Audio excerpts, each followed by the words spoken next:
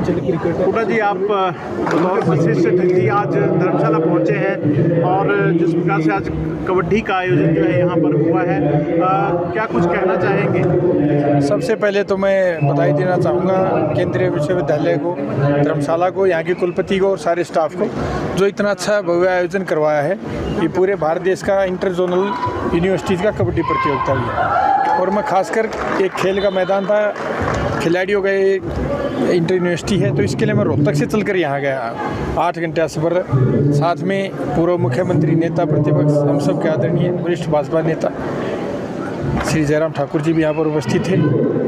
ये भी मेरे लिए सौभाग्य की बात है क्योंकि हमारे लिए आदर्श हैं और जिस तरीके से भारतीय जनता पार्टी लगातार खेलों के लिए काम कर रही है, 2036 के ओलंपिक्स भारत देश को पहले ही मिल चुके हैं, उम्मीद है कॉमनवेल्थ खेलों की भी। तो ये बच्चियाँ जो हैं ये देश का भविष्य हैं।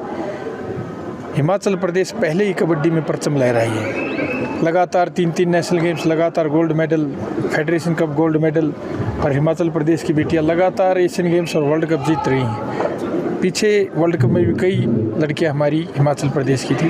देश की सर्वश्रेष्ठ खिलाड़ी हिमाचल प्रदेश तैयार कर रहा है। लेकिन देखो, ये राजनीति का विषय नहीं था, लेकिन मैं खिलाड़ी हूँ, अर्जुन अवार्डी हूँ। ये पीड़ा का विषय भी है कि इन खिलाड़ियों को वो सम्मान नहीं मिल पा रहा है, ना उनके योगदान को देखा जा रहा है, उनको एक तरीके से कांग्रेस सरकार द्वारा नकारा जा रहा है। क्योंकि मैं हरियाणा प्रदेश से आता हूँ, जो इस तरीके से हरियाणा प्रदेश में खिलाड़ियों को 6-6 करोड़ रुपए मिलते हैं अंतर्राष्ट्रीय स्तर पर गोल्ड मेडल लाने के लिए और बड़ी बड़ी सरकारी नौकरियाँ। मेरे साथ के कई सीनियर खिलाड़ी भी आज भी नौकरी के लिए तरस रहे हैं। ये बड़ी ही दुखद घटना है और मुझे पीड़ा हुई है क्योंकि इतनी दूर से मैं आया था देखने के लिए कि केंद्रीय विश्वविद्यालय पूरे भारत देश की बच्चियों के लिए, पूरे भारत देश से यहाँ पर 224 कबड्डी खिलाड़ी खेलने के लिए आई हैं, जिनका उज्जवल भविष्य होगा, आगे चलकर देश के लिए खेलेंगी।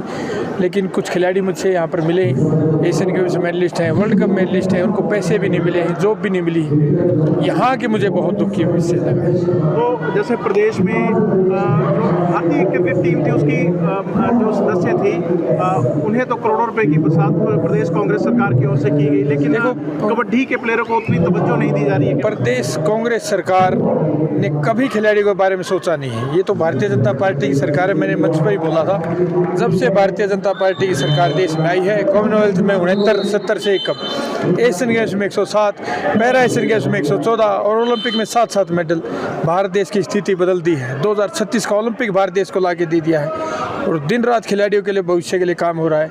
यहाँ तक कि बाढ़ की स्थिति में भी केंद्र सरकार से हज़ारों करोड़ रुपए की राशि आई है। कर्मचारियों को पैसे देने के लिए इनके पास पैसे नहीं है, तो खिलाड़ियों का कहाँ भविष्य देखेंगे। मैं इसलिए बोल रहा हूँ कि मेरा मतलब दिल पसीज गया था। मैंने भाषण में भी जैसे जिक्र किया, एशियन गेम्स, वर्ल्ड कप जीते हुए खिलाड़ी, अवार्डी खिलाड़ी, उनको पैसे देने के लिए इनके पास पैसे नहीं है क्या? तो फिर खेल के विषय में सोच क्या रही है? फिर ये जो इन खिलाड़ियों को देखकर, अंतर्राष्ट्रीय खिलाड़ियों को देखकर दूसरे खिलाड़ी या उनके परिवार, माता पिता सोचे कि हम भी खेल में अपने बच्चे को डालें। लेकिन कांग्रेस सरकार ने हिमाचल प्रदेश का बेड़ा गर्क कर दिया है। ऐसे तो खिलाड़ियों का हौसला भी टूट जाएगा और ये आगे अपना भविष्य के बारे में क्या सोचेंगे। तो जिस प्रकार आपको लगता है कि वर्तमान में खिलाड़ियों की कौन सी ऐसी और सुविधाएं जो उन्हें मिलनी चाहिए और कबड्डी का भविष्य आप किस प्रकार देखते हैं? देखो, सबसे पहले तो जो खिलाड़ी अंतर्राष्ट्रीय स्तर पर या राष्ट्रीय स्तर पर प्रदेश का, देश का मान बढ़ाता है, उसको सम्मान मिलना चाहिए। वहीं से दूसरे खिलाड़ियों की नींव तैयार होती है, हौसला अफजाई होता है। अगर आप पहले उस चीज़ के ऊपर ध्यान दें, अगर उन खिलाड़ियों को इतनी बड़ी धनराशि मिले, उनका मान सम्मान, जो उन्होंने देश का तिरंगा लहराया, राष्ट्रीय गान दूसरे देश में बजवाया है, तो उसको देखकर दूसरे खिलाड़ियों को हौसला बढ़ेगा। और फिर जो डिस्ट्रिक्ट लेवल पर जो हमारी खेल की नर्सरियाँ हैं, जैसे राष्ट्रीय स्तर पर केंद्र सरकार की तरफ से खेलो इंडिया स्कीम दी गई है, खेलो इंडिया अकादमी खोली गई, उन्हीं की खिलाड़ी हैं ये, चाहे साक्षी ठाकुर है, ज्योति है, बहुत सारे खिलाड़ी जो वर्ल्ड कप एशियन गेम्स जीते हैं। तो केंद्र सरकार तो मदद कर रही है, लेकिन जो प्रदेश की कांग्रेस सरकार है वो खिलाड़ियों को और खेल को बिल्कुल नकार रही है। मैं मीडिया के माध्यम से आप सभी साथियों से ये दरख्वास्त चाहूँगा कि पूरे प्रदेश भर में ये बात पहुँचाई जाए और जो कांग्रेस सरकार ने खिलाड़ियों का बेड़ा गर्क करने का काम उठा रखा है उसका विरोध भी किया जाए। मुझे इस बात की प्रसन्नता है कि ये आयोजन यहाँ धर्मशाला सेंट्रल यूनिवर्सिटी में हिमाचल प्रदेश में किया जा रहा है और मैं सभी बच्चों को बहुत बहुत बधाई देता हूँ।